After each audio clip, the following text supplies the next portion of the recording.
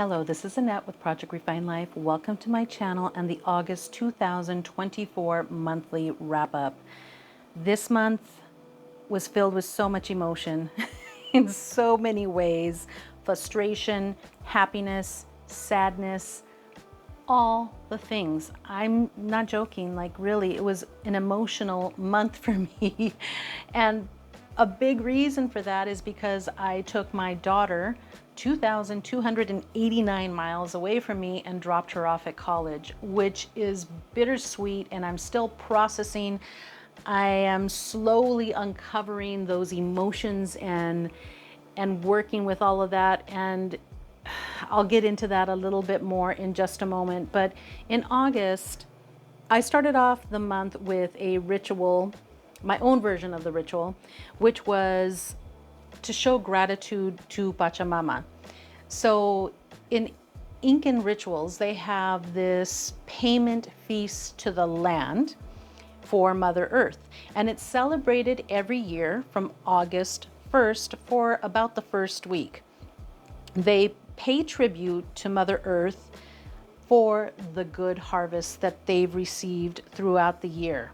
And they're honoring her for this abundance of food and for their livelihood. And I just thought that's a beautiful way to start off this month, because I know it's going to be a rough one. So I'm just going to start it with so much gratitude. And that's exactly what I did. I went ahead and kind of took from this ritual and kind of made it my own, because part of their ritual is that they cook the food that they have harvested, and then they dig a big hole and then they offer some of the cooked food to Mother Earth. Well, I live in a suburban neighborhood about 30 minutes outside of Phoenix. For one, it's a gazillion degrees out here right now. It has been. If you've seen the news, we have had over 100 days of 100 degrees plus. It has been really hot. So there's no way, even if I had the land available, that I was going to be outside digging a hole. But what I did is tune into the rituals that I offer within Dia de los Muertos and that celebration, where I offer a plate of food or little offerings here and there. So for that first week, that's what I did. I just put them on my altar and used that method of thankfulness and the gratitude for everything that we have received. And this month is a real tribute to being within that honor and within that gratitude, because there's so much that went on. So as far as decks were concerned, new decks, I did receive more than a few new decks this month, which was not a big haul, but it was big for me, because lately it's been like maybe 1 or 2 decks a month, and I've been really happy with that. But for me, receiving in more than a few decks this month, it's exciting, it's, you know, it's fun, but I know that I can only work with so many decks at a time, and I'm really trying to take my time with decks and also pull from the decks that I already have. And in addition to that, I still have the box that was gifted to me by my lovely subscriber, which I don't know if this is weird or not, but I've left those decks in a box, and I only pull out the deck and add it to the collection when I'm going to work with one of the decks. Until then, it remains in the box, and that way I am pulling from this box with intention, because the person that gave it to me, that sent me this beautiful gift, she did it with intention. She went through her collection and she chose the decks that she thought would resonate with me. And I want to honor that feeling, that emotion. And it really has worked out for me, because when I do pull from that box, it's, you know, it's with thought, it's with gratitude as well. One of the things that I did in August is I went ahead and took part in a yoga challenge for the month. And I'm really grateful that I did, because I really needed something to ground me back into my original practice, that breath work, that meditation, the meditative movement of yoga. And this is really at the basis of my healing. It really is. This is where I find the most relief and the most release and so much gratitude. So I'm happy that I did this and I was able to continue this challenge even when I was out of town with my daughter in DC. So I'm really grateful that I did that. And spoiler alert, I'm doing it again in September. So I'm really thankful for that. I always include the monthly calendar from the 4pillars.net, which is a website created by Mark Elmy. He's on YouTube, and he discusses on YouTube the 13-day forecast for the solar energy from the Mayan cosmology. So I always include his calendar within my journal, so that way I can look very easily at the energy of the day. If I don't have time, I just kind of look at this, and it's a reminder of what's going on within that day. As far as my goddess, working with the goddess this month, I really did not get to do that much work with it. I did a little bit of reading, and this was all I could afford to do, was just stick one image here, so that way that energy could kind of set forth within the month. And I appreciate it. I'm thankful that I was able to do that, and it really did help me. So let's look at working with the decks here. So as you can see, I worked with a few decks alongside, these are just the ones that are within the journal here, alongside the Peculiar Pathways Tarot by Lennox Reese. I really like this deck. This is really nice. I really love the images, the collage work. This was an incredible work that she did. I mean, look at these beautiful images. They're flawless. They really are. And the quality within the deck itself, within the way that the cards feel, just feeling them, if you close your eyes and you feel the cards, the way that they move and bend, it is an experience within itself. And I do like to do that. I do like to really just like feel the card and feel what I'm receiving from the cards. And these particular cards are some of those that really allow the energy to flow. And I'm just enjoying this deck so very much. I really like it.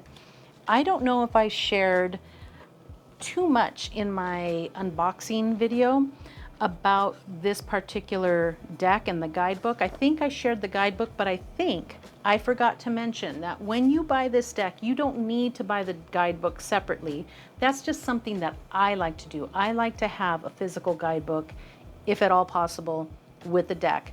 She does provide a QR code, and you can go online and the full guidebook is there, which is great if you're traveling and you don't want to take an extra guidebook with you. I think that's a fantastic option. And to be honest, in this date and time, I kind of think that every deck should include a QR code, because you can scan that and take that with you, take the deck with you, and you don't have to have the guidebook. I think it's a great idea. I really do like the idea.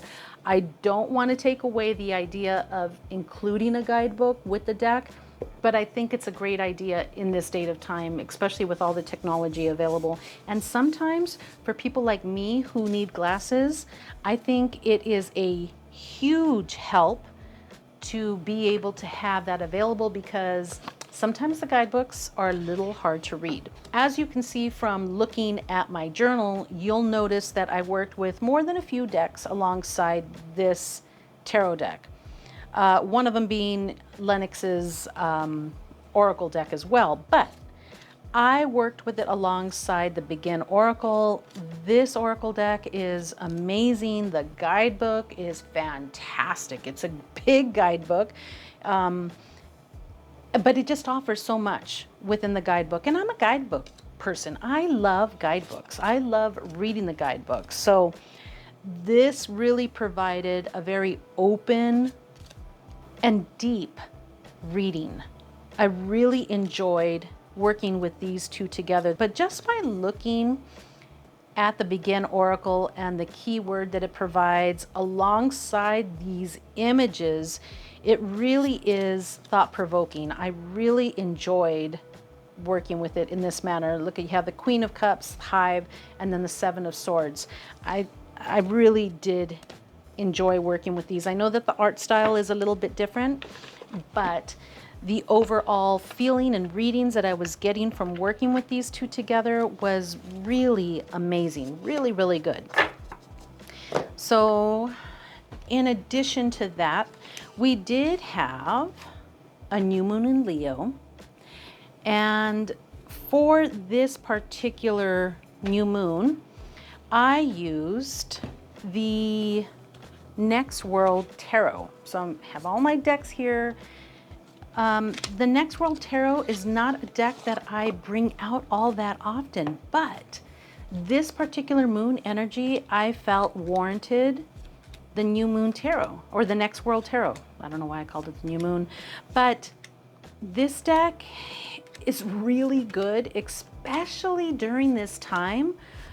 I just felt like this deck is really a connection with your inner strength and being compassionate for all people, for all beings. It was a really great read, and it kind of reminded me, and I don't know why, I was just thinking like, what deck do I have that really meets this energy? And then this deck came into mind, and I'm glad I pulled it out because this little baby was put on one of the other shelves in my bedroom rather than close to my desk, and I'm really glad that I brought it out. It just reminded me of how good this little deck really is. I really like it. Okay, now I went through that. In addition, we had Lionsgate Portal. And for Lionsgate Portal, as you can see, I feel like that energy is really important for me. I really like working with the energy of 8/8, and this was 888 in numerology, that is. So I decided I, of course, had to work with the Lioness Oracle Tarot, and I wanted something alongside that deck to be vocal, because there's a lot going on within the Lionsgate Portal and the Lionsgate Ritual. Astrologically, and this portal of energy that is open and available to you. And I didn't want to play shy for this particular ritual and for this time. So I used When Olga Speaks, which I have mentioned before. Olga is not shy. She is head on. And it's funny, the offering, the coffee, right? I mentioned this in another video where I was talking about collections meet decks, and this particular deck was the only oracle deck that I brought out during that video, and it was because that's where I drink my Café de la Olla from these Le Creuset mugs, the Vancouver mugs. And I brought out this deck because to me, When Olga Speaks is like you go and you sit and you're with your tia, or you're with somebody who says, come on, sit down, let's have some coffee and let's talk, like this plática. And she's not shy. Olga speaks loudly, clearly. There's no mincing words with Olga. She's not mean or horrible, but she's direct. And this voice is really what I needed during this time, and these two worked beautifully together. I have mentioned on another video that the creator Sasha Lopez will be bringing When Olga Speaks to Kickstarter sometime later this year. That's what she's anticipating, and I'm excited about backing anything that, any changes or anything that comes out of that deck, because I really love that deck. I don't need a guidebook for it because Olga speaks loudly and clearly, and I appreciate that. So that was my deck for Lionsgate. Now, birthday time came around. It was my birthday, and so I was taking advantage of all the freebies. I registered for everything that I could, and I did as much driving around as I could to take advantage of those. So I got my Starbucks in the morning. Me and my daughter were together during the morning. My 17-year-old, my 14-year-old had to be at school. So we kind of went around and collected my freebies. I got the Starbucks, I got my Nothing Bunk cake, and then there's a local restaurant over here called Joe's Farm Grill, and they offer you $10 towards a meal. So me and my daughter shared a meal, and it was good. It was yummy. I did get a new pair of kicks, new pair of Adidas. Got to take it old school. I love my Adidas. And then we went to a really good Mexican restaurant, little hole in the wall in Mesa, I believe, Mesa, Arizona. It was really good. I enjoyed it. So fun. And for my birthday, I worked with these two, and I really, really love remembering the Sweet Fool. She just had the mini pocket deck on sale, but you know, I have to behave. I want that little deck. I really do. And that would have been the perfect time to buy it, but financially, it wasn't the perfect time for me to buy it. So it's still in my Etsy basket, and maybe at one point I'll get it, but this was not the month for that. I'm recovering from taking my daughter to DC now. So this is Remembering the Sweet Fool alongside A Wee Star in the Forest of Precious Twigs. I've mentioned it before, this is a very shamanic deck for me. It really does dig in to the core of everything, of being alive, that everything means something, that everything has life and value. And the poems within both of them are just amazing. These are amazing decks. And I have mentioned many times that with this particular deck, Remembering the Sweet Fool, most of the time I just copy the guidebook and place her writing in my journal because I love the energy. I just love what she's doing there. I think I mixed everything up right now within these decks. Yep, I sure did.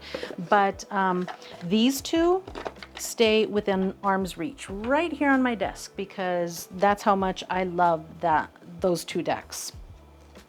I did work with the Tarot Landscapes and then the Wild and Sacred Feminine deck. And that was a great pairing, but I'm not going to go through all of that. Okay, so the day was here to take my daughter to Washington, D.C. And, you know, there's a lot to think about when you're delivering your daughter more than 2,000 miles away from you. Like, she's going to have to get on a plane. Does she know how to do it? Does she know what to look for? Does she know how to read the ticket? So from the moment we stepped out of the car, gathering all the luggage, it was a lesson. Like, everything was a lesson. Everything had deeper meaning. It wasn't like, okay, guys, let's go. Let's get here, there. Nope. Okay, we're out of the car. Now what do we do? Let's figure this out. So I had her leading every step of the way because it's important for me that she knows how to catch a plane, because come December, she's going to have to fly back home, and I can't go get her and bring her back. She's just going to have to fly here. That's part of the deal. So there was a lot of preparation going on before we took this step. Lots of stuff to be done when you're moving your kids so far away from you. And a lot of those preparations were very emotional because she's stressed, I'm stressed. I'm trying to make sure she has everything she needs. I'm trying to do as much shopping online as I can do for her so that things are delivered directly to the dorm, because although we're going to have a car rental, I'm unfamiliar with this area. I don't know how to navigate the area. I hear there's a lot of traffic in the area. I know nothing about it. So I was trying to do as much shopping as I could, but I knew that I still had to rent the car and get over there, and what we had to accomplish while we were there before we moved her into her dorm. So yeah, there was a lot going on. We got there, we got on the plane, we boarded, and during this time, you know, there was just so much discovery, so much growth taking place. It was really amazing. So I tried to document as much of it as I could From stepping out and walking into the airport and the feel of the airport and flying into Washington, D.C. and seeing all of the beautiful, lush landscape that's provided, it was just really an amazing experience, just flying in there and landing, getting into the rental car and taking off into this area that I'm unfamiliar with, in a car that I'm unfamiliar with, and trying to take care of my babies, because my 14-year-old did end up going with us as well. And that was a family type decision, because at the last minute, my husband said, I think you need to take the young one, because you know, I just think it would be a good experience for her. And I could see how much they were already struggling to be apart. I love my sister so much. And you know what, when I came to Arizona, it was so hard to leave her. It was so difficult. And these girls have developed such a beautiful relationship that I just thought, she has to see where her sister is going, where she's going to live, and the environment that she's going to be in. Like, this will help put her mind at ease and give her soul some rest as well. So we all went, not my husband stayed here and he was working, and then me and my daughters went. And I was really glad for the extra support as well, emotionally, because being that my 14-year-old was with me, I had to kind of keep it together as well. But we did do a little bit of discovery within the city as well. We went to the National Archives Museum and saw the Declaration of Independence. We did some tasty type of inquiries within the city as well. We went to Union Market. We discovered a record store, which was a really cool record store. And just going to Georgetown and looking at the beauty of these buildings and the sidewalks and the rivers, and oh my goodness, it's just so filled with energy and culture and diversity. I really, really enjoyed my time there. It was beautiful. Now, for the trip, I decided I'm gonna take two decks only, and maybe I'll buy a deck when I'm there, which did not happen. But there was no way that I could go to DC without taking the Black Violet Tarot, because the creator, Heidi Phelps, is from DC. And you know, when I stepped off and when I was in DC, I could completely see how this black and white deck was probably inspired as well from being within that environment. Just looking around and taking in the culture and taking in the flavor of the city, I could completely see how this black and white monotone deck fit into that environment. In addition to that, I took the Narrative Alchemy Tarot, and this is by Chrissy Bentley. Now, usually I do not like to take anything other than mass market decks with me when I travel, especially on a plane, right? And staying so far away, but this deck is so versatile. The colors kind of lighten up the reading as well. And there's so many ways that I can use this deck as an oracle, as a chakra deck, as a tarot deck, just so versatile. So I thought, if I'm only going to take two, this one kind of works as three. During that time while we were there, we also had the super full moon in Aquarius. And so, of course, these were the only two decks that I had, so I kept this for that reading, of course. But I was really, really lucky with this room that I had booked. It was outside of DC. It was in Bethesda. So it was about a half hour away from, was it a half hour? No, 20 minutes away from the move-in point from the university that she's going to. But I'm really glad that I chose this particular room because it had a living room and then a bedroom and a little desk. And as soon as I got there, I'm like, that's my desk. That's my little reading spot. I set up my computer. I set up my decks. I set up my Journal, I took like a little travel journal with me because I didn't want to risk taking this journal and for something to happen to it, and I just wouldn't have been able to I wouldn't have been able to handle that. So I took a travel journal with me, but what I ended up doing was journaling most of the information into my Google Docs, and then I just printed that off, and then I filled in a lot of other reflections when I returned. So it worked out pretty well. And you know what? I am always singing the praises of this deck, the Narrative Alchemy. I love this deck. It's so versatile. I love the words.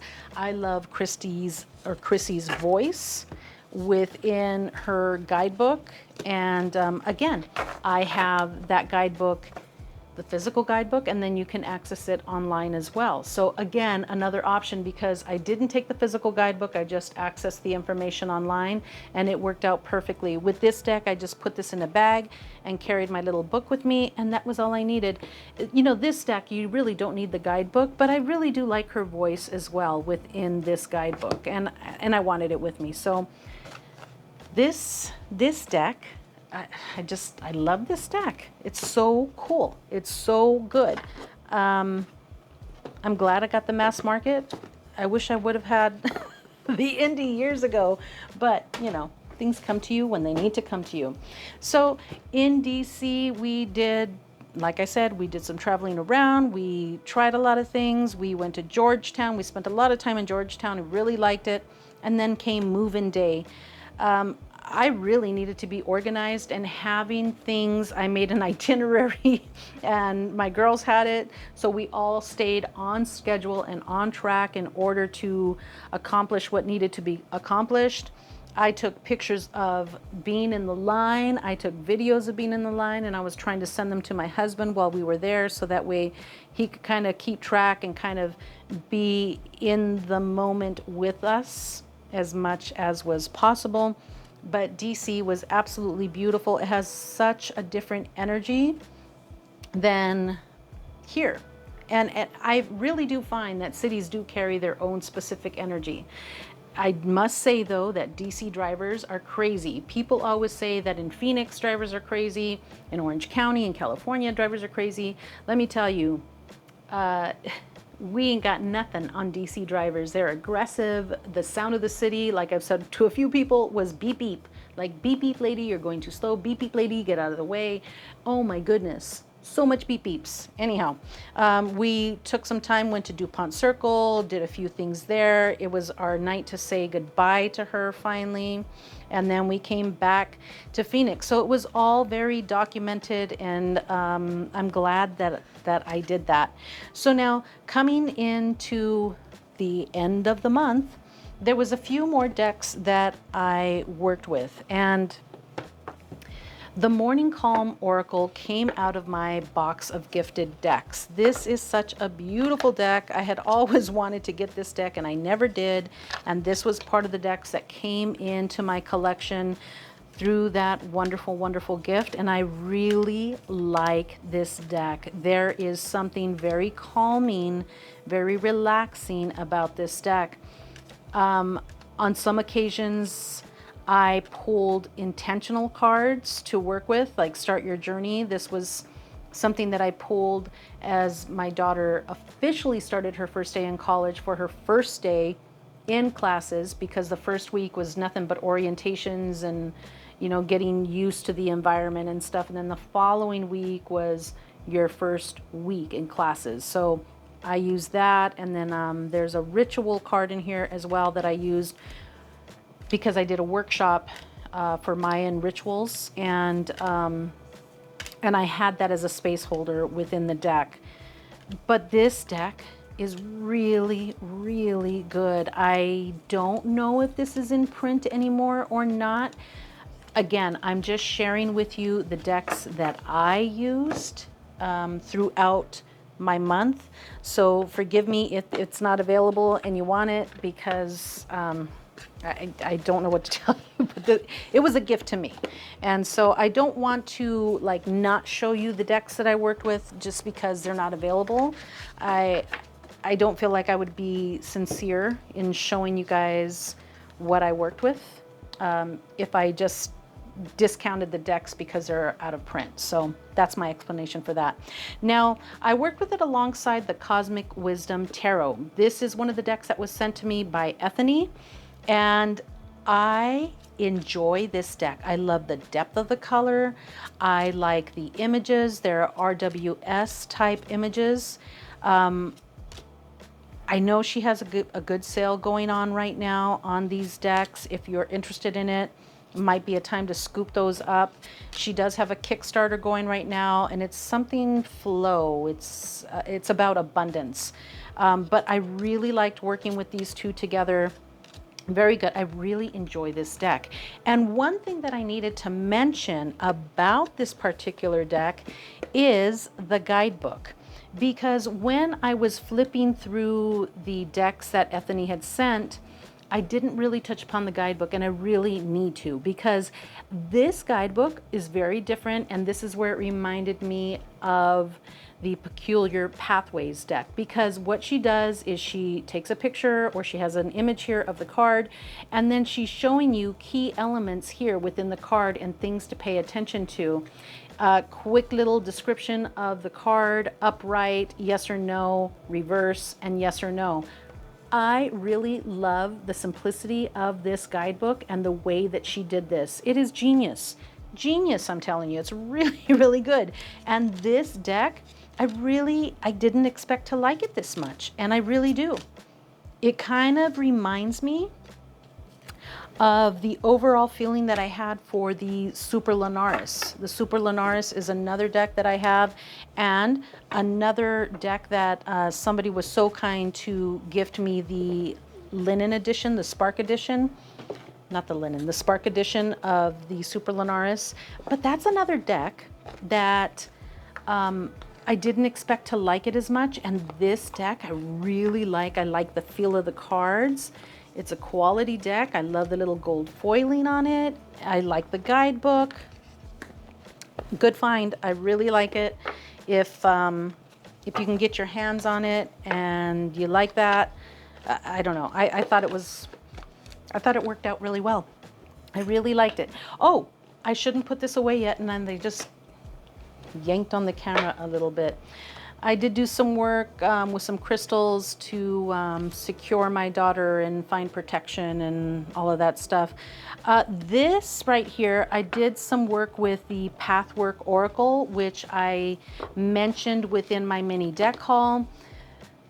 I really like this Oracle deck. It's not an Oracle in the way where you're pulling cards. I mean, you could do that to get an overall energy for the day, but I've been working with this deck as far as pulling the deck and being very intentional about some of the steps of the loving kindness meditation and doing some extra work around that. This, of course, was that ritual.